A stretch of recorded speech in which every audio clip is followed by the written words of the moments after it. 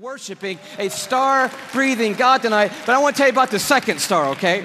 Because the second star absolutely wrecked my life. I heard about it when I was a high school student here in Atlanta. One of our youth leaders did a talk, and he mentioned this star. I didn't know how to talk to God for about 2 months after I heard about this star. It's called Betelgeuse or Betelgeuse. You can pick your pronunciation. I'm obviously going with Betelgeuse, and Betelgeuse is incredible. Here it is in the night sky. I know it doesn't look incredibly ferocious, but it's 427 light years away. So that's 427 times 5.88 trillion miles away from us right now.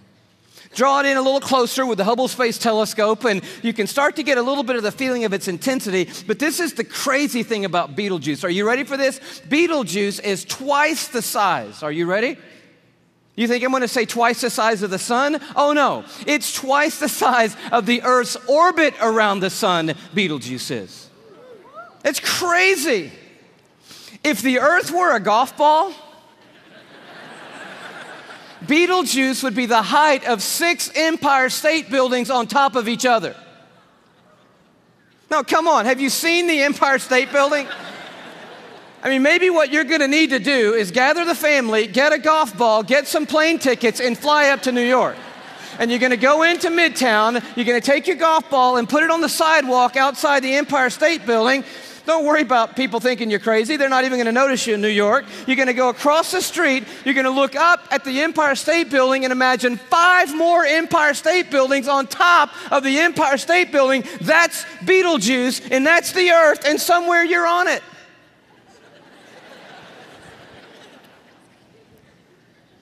You could fit 262 trillion Earths inside Betelgeuse.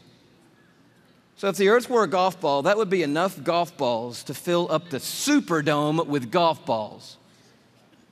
3,000 times.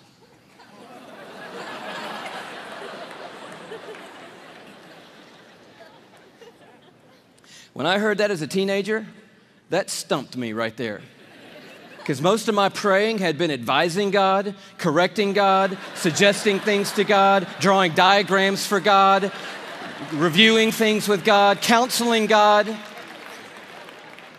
The third star, can you go a little bit bigger with me? The third star is called Musifi. Here it is in the night sky. It's that gold star to the top left. We have the big image of it. It's 3,000 light years away, but I just want you to see it in the span of all these little glittering stars so that you know that at times when you look up at night, it is not just twinkle, twinkle, little star, how I wonder what you are. I'm telling you what you are. What you are is intense and huge and massive and ferocious is what you are. And this one used to be called Herschel's Garnet Star. Check it out. If the Earth were a golf ball, Musifi would be the width of 2 Golden Gate bridges end to end. Apparently, you're going to need to go from New York to the West Coast. Go to San Francisco with your family and your golf ball. Place your golf ball at the beginning of the Golden Gate Bridge. Go across the bay into Oakland to a high place where you can see the entire Golden Gate Bridge. Another second Golden Gate Bridge will be in your imagination. Span all the way back the 2 Golden Gate Bridges to the very beginning and find your golf ball over there. That's the Earth, and somewhere you're on it. One of the stars in the Milky Way galaxy. It's so big you could fit 2.7 quadrillion Earths inside this one star. Thank you so much. Where have you been all night? Now, quadrillion we have not talked about, and I need to explain this just briefly because I don't know about you, but I do not understand the national debt or any numbers bigger than about $875.28. I get that number. Go bigger than that, I don't know. But you need to understand a quadrillion, okay? Because this star is crazy big. A quadrillion, let's do it this way. Everybody knows a million, right? How many of you know what a million is? You can kind of get your head around a million. Everybody? All right. You know that a billion's 1,000 million, and a trillion is 1,000 billion, and a quadrillion is 1,000 trillion, right? Everybody knew that? Here's the perspective. This changed my life, right? A million seconds ago, 12 days ago. Isn't that cool? See, that saves you doing that on your little calculator at home, which I dare you to try to do when you get home tonight. But a billion seconds ago? You're thinking, oh my goodness, if it's 12 days ago, I'm going all the way back to like September with you, Louie. This must be crazy, right? How about May 1975 is a billion seconds ago? You're like, whoa, that's a little bit bigger than a million. Oh yeah. A trillion seconds ago, you're like, I'm on the 1800s. No. Christopher Columbus? No. 29,700 BC is a trillion seconds ago. A quadrillion seconds ago, 30,800,000 years ago is a quadrillion seconds ago. We're talking about a really large number, and Musifi is so big, you could put 2.7 quadrillion Earths inside this one star. But it is not even the biggest star we have found. I love science. And science has just brought us the largest star they found. It's called, are you ready for this? Canis Majoris. Now, I'm no linguist, but that's a cool name for the biggest star we've found so far. I think that means the big dog star, and that's exactly what it is. I bring it to you as a little bitty purple, glow just to the right of center there. But Canis Majoris, oh wow. If the Earth were a golf ball, Canis Majoris would be the height of Mount Everest.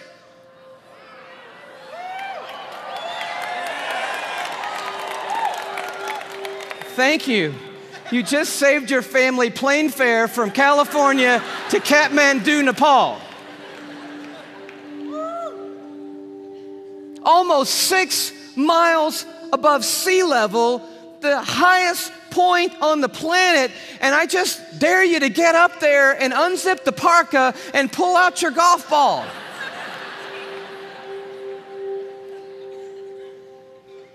You could fit 7 quadrillion Earths inside Canis Majoris.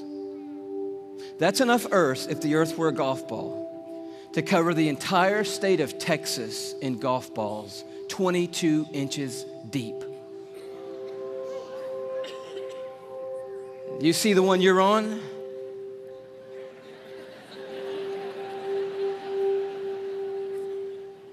Maybe this will help a little bit more. This absolutely blew my mind.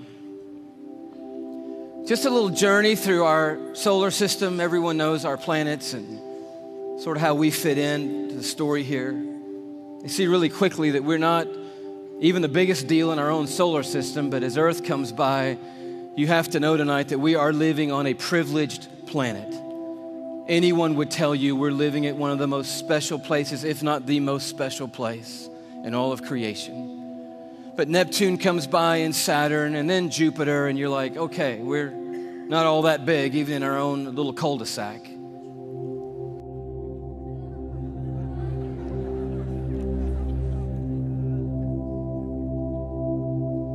I just noticed the blue dot fading away is not the Earth. That's Neptune. The Earth has gotten too small to see anymore.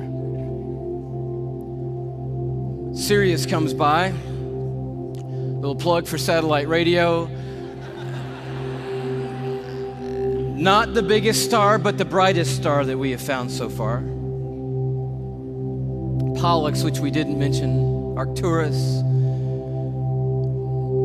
Such a beautifully named one, Regal. But then the one that messed me up.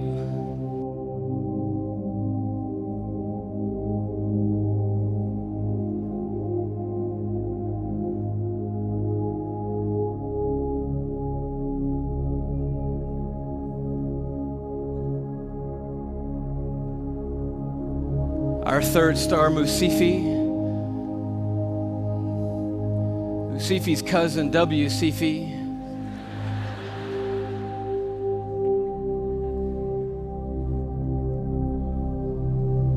Canis Majoris.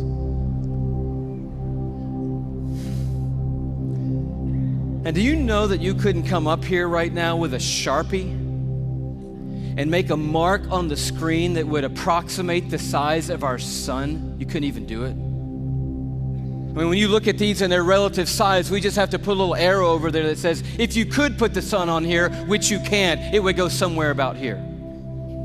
And can you hang on that for me? And when you see this, I don't know what happens to you, but I'll tell you what happens to me. A shrinking feeling comes over me, and it's not a bad shrinking feeling. It's a good shrinking feeling. Because sin, it has a way of shrinking God down in our minds and puffing us up in our own estimation. But just a glance into the universe that God has made resizes everything in a heartbeat. And you realize tonight we are worshiping an unrivaled, uncontested God of all kind of might and power and glory and awe, there's none like him anywhere in all of creation tonight. We are not here worshiping some little teeny tiny God. We are the teeny tiny ones, you and me. We are small and weak and fragile and frail. We are, you and me tonight, one of 6.5 billion people on this little golf ball sized planet in this massive universe that God has made.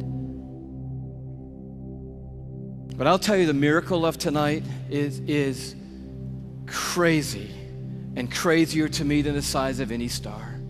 Is that though we are but a vapor, you and me, and tiny and frail, we are marked by majesty. And we have been created in the very image of the God who breathes out the stars and put the universe into place. You and I are fashioned and formed and ordained by the God of all creation. We are fearfully and wonderfully made, you and I.